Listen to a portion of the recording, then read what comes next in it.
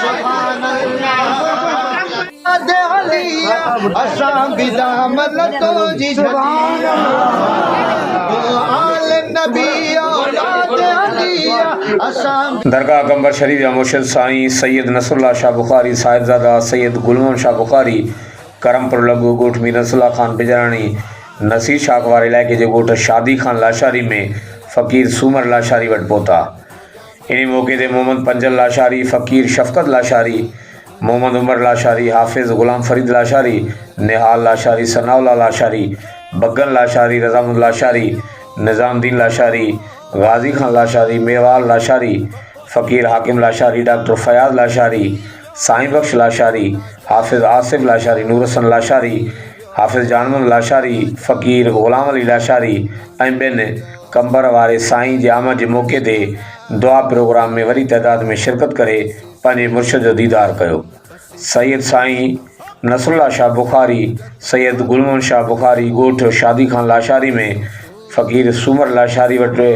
आमद जे मौक़े ते मेज़बान ख़ानदान लाइ इलाइक़े वासियुनि जी भलाई इलाइक़े में अमन अमान ऐं मुरीदनि जे महरूमनि जी मग़फ़िरत लाइ ख़ुसूसी दुआ पिणु घुरी। दरगाह कंबर वारे साईं जे आमद जे मौक़े ते इलाइक़े में सिक्योरिटी जा इंतज़ाम इंतहाई सख़्त कया विया हुआ।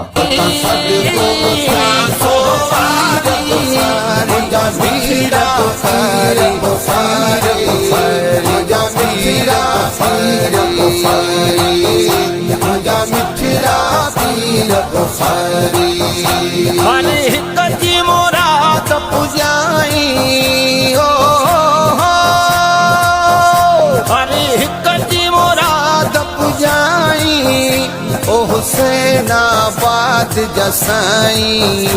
ओ हुसैनाबाद जसाईं ओ हुसैनाबाद जसाईं ओ हुसैनाबाद जसाईं हथई पर तल जमात प्यारी मुंहिंजा मिठड़ा पीर बुखारी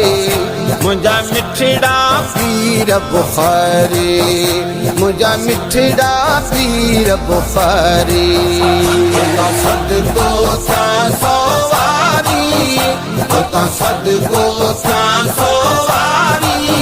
मुंहिंजा मिठड़ा पीर बुखारी मुंहिंजा मिठड़ा पीर बुखारी मुंहिंजा मिठड़ा